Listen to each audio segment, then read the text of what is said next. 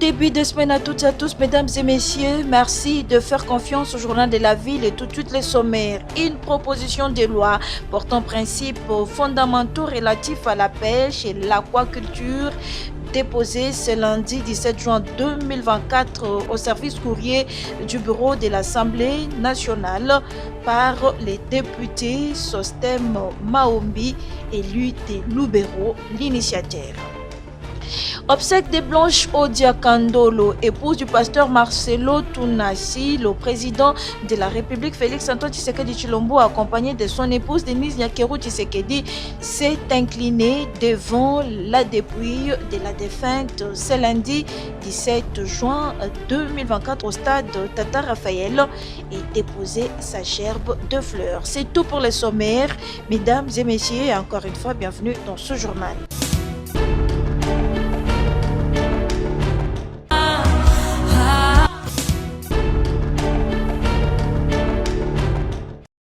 Le service courrier du bureau de l'Assemblée nationale a enregistré ce lundi 17 juin 2024 une proposition de loi portant réglementation du secteur de la pêche et de l'aquaculture. Elle est une initiative du député national Sosten Mwambi Tongo, élu de la circonscription électorale de Lubero dans la province du Nord Kivu. C'est un texte de loi qui veut proposer un cadre juridique du secteur de la pêche jusqu'alors régi par le décret royal datant de 1937, alors que le secteur de l'aquaculture n'est réglementé par aucun texte. À l'issue de cet exercice, le député initiateur de la proposition de loi s'est exprimé en ces termes. Je viens de déposer la loi portant principes fondamentaux relatifs à la pêche et l'aquaculture en République démocratique du Congo. Comme vous le savez, vous êtes Congolais comme moi. Le secteur de la pêche a longtemps souffert du manque d'un instrument juridique pour pouvoir orienter l'exploitation et l'utilisation durable des ressources halieutiques. Et même, vous allez trouver que la loi qu'on utilisait à l'époque coloniale, il y a un décret qui date de 1937, et ce décret-là n'est plus d'actualité par rapport aux réalités du moment. Donc, le contenu, en tout cas, est déjà obsolète. Voilà pourquoi, dans ce secteur de pêche-là, il fallait impérativement réfléchir sur, n'est-ce pas, un cadre juridique pour pouvoir permettre de légiférer le secteur de la pêche. Et aussi, j'ai pris l'aspect de l'aquaculture. Parce que, si vous voyez très bien les textes au niveau du pays, on peut bien parler du décret portant réglementation de la pêche, même si ça date de 1937 et qui du reste est obsolète, mais le secteur de l'aquaculture n'a rien comme base de légifération.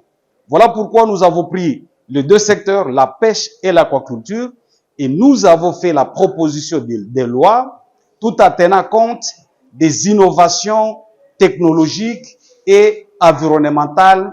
Et aussi, on a essayé un peu de lire les différents accords internationaux et nous avons cherché à adapter la loi par rapport à tous ces instruments internationaux et même régionaux pour que, en tout cas, la RDC ne soit pas à marge des réalités mondiales par rapport à ces secteurs de pêche et de l'aquaculture.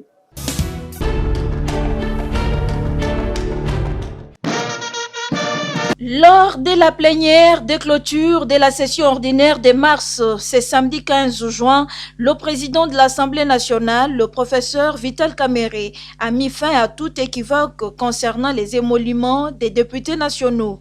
Dans son discours, le speaker de la Chambre basse a rappelé aux élus nationaux l'importance de la transparence et de la reddition des comptes.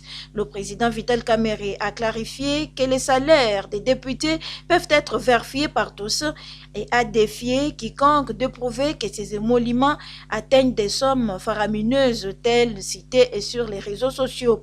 Il a annoncé une restriction de la tension salariale et a invité toute organisation prétendant les contraires à apporter de preuves.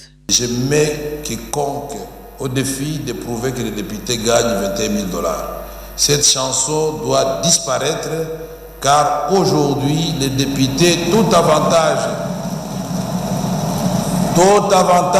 confondu à 14 millions de francs congolais. Et les chefs de division à près de 5 millions de francs congolais. Nous avons dit que nous allons restreindre la tension salariale. Je voudrais dire que je ne pouvais pas terminer mon discours sans apporter une clarification et un témoignage. Clarification.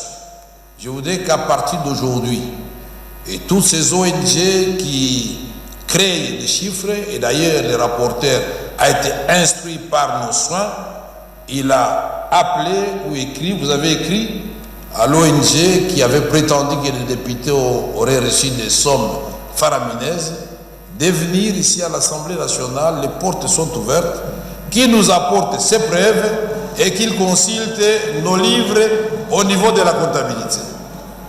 Sa réponse, il ne sera disponible qu'en début, la première quinzaine du mois de juillet. Mais pour écrire sur les réseaux sociaux, il était disponible. Et ceci doit cesser parce que ceci peut conduire au pénal. Et le procureur, puis la Cour de cassation, doit se préparer puisqu'il y aura beaucoup d'actions dans ce sens-là. À cet effet, le président a remercié les députés d'avoir accepté une réduction de leur salaire, soulignant que c'était un geste de patriotisme. Je voudrais vous remercier, vous, honorables députés, d'avoir accepté que votre salaire qui était rejeté par la population soit divisé par deux. Et là, c'est un geste de patriotisme, vous devez vous applaudir. Je vous ai dit que sans sacrifice, nous ne ferons rien. Madame la Première ministre, nous tenons à vous rassurer qu'on ne va pas vous demander une augmentation des salaires des députés. C'est ma parole. Pendant tous ces exercices budgétaires, nous serons ensemble, comme vous l'avez souhaité. Nous allons échanger sur des questions essentiellement qui touchent le bien-être du peuple congolais. Il a assuré qu'il n'y aurait pas d'augmentation des salaires pendant cet exercice.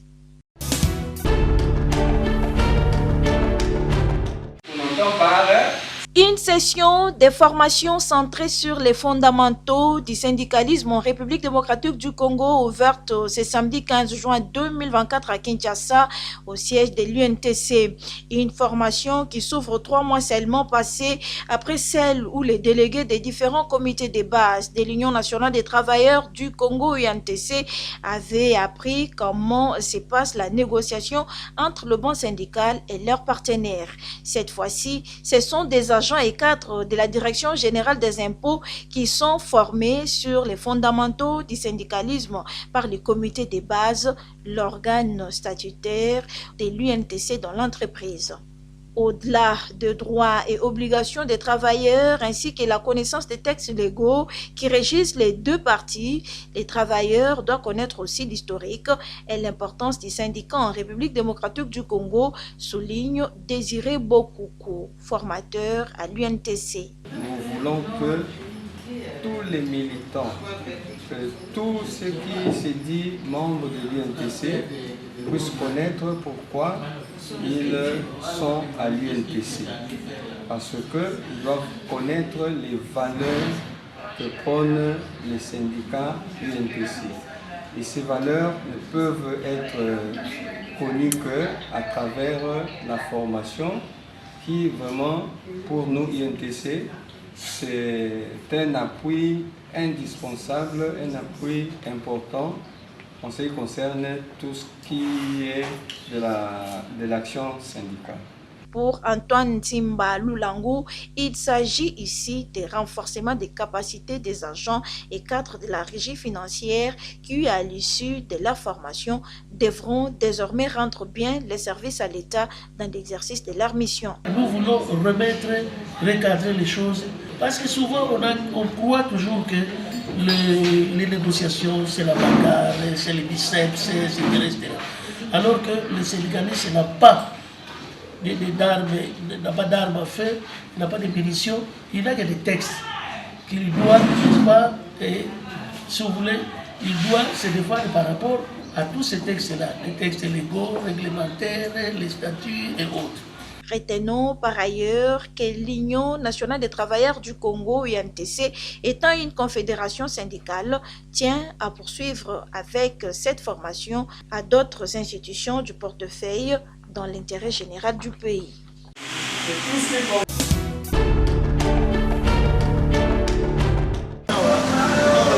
On ne les reverra plus. Le professeur Dr Kasongo Mouteba Joseph Dieudonné, décédé le 23 mai 2024 à Kinshasa, repose désormais dans la terre de ses ancêtres. Il a été inhumé ce samedi 15 juin 2024 au cimetière des nécropoles de Nsele-Bambou. Bien avant son enterrement, la société civile du Congo lui a rendu les derniers hommages à la morgue des cliniques universitaires où le retrait de son corps a été effectué et exposé pour un moment. Émotion, pleurs et tristesse étaient au rendez-vous.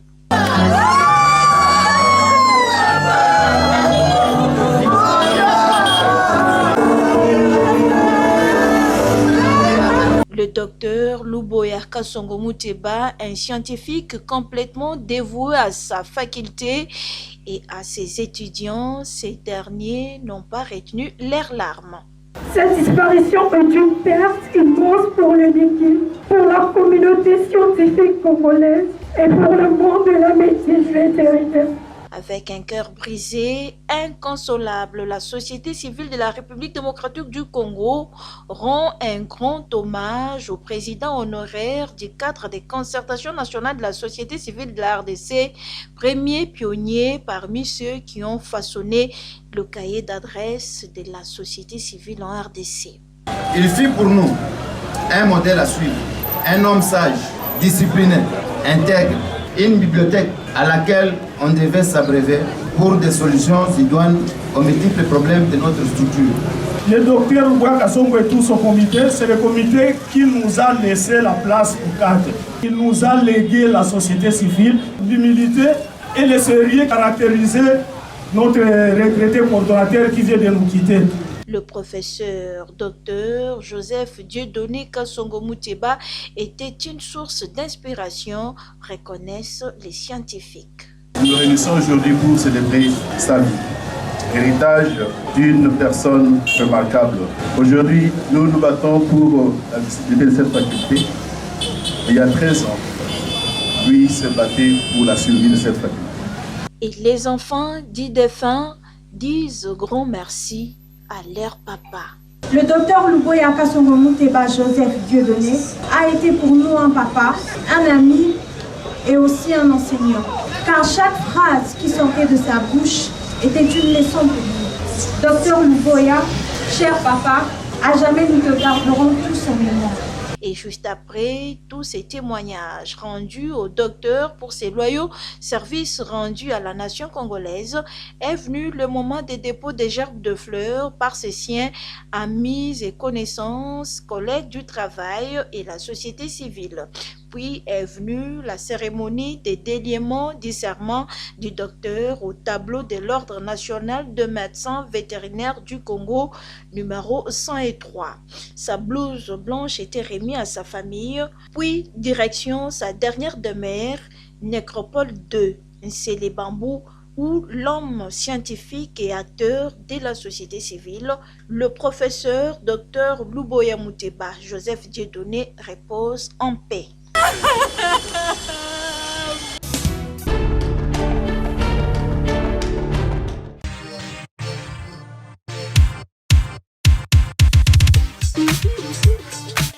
Quinoises et quinoises, vous qui aimez vous habiller classe et chic lors de vos événements, voici pour vous une seule adresse, boutique d'habillement Bédélium.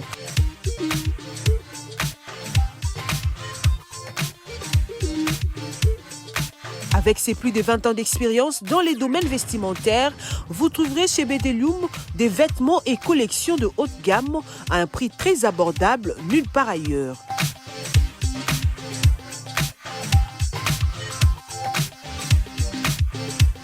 Des robes soirées, costumes pour hommes, cravates, chaussures hommes et femmes, des montres, ceintures, des pantalons tissus et jeans de très bonne qualité pour vous rendre sublime. Nous sommes aussi dans la parfumerie. Nous vous offrons de parfums de marque pour vous sentir bon. Notre adresse, trouvez-nous sur l'avenue des Écuries numéro 3 à Kitambo Magasin, référence Kin Marché et Hôtel Malébo. Chez Bedeloum, bon chic, bon genre.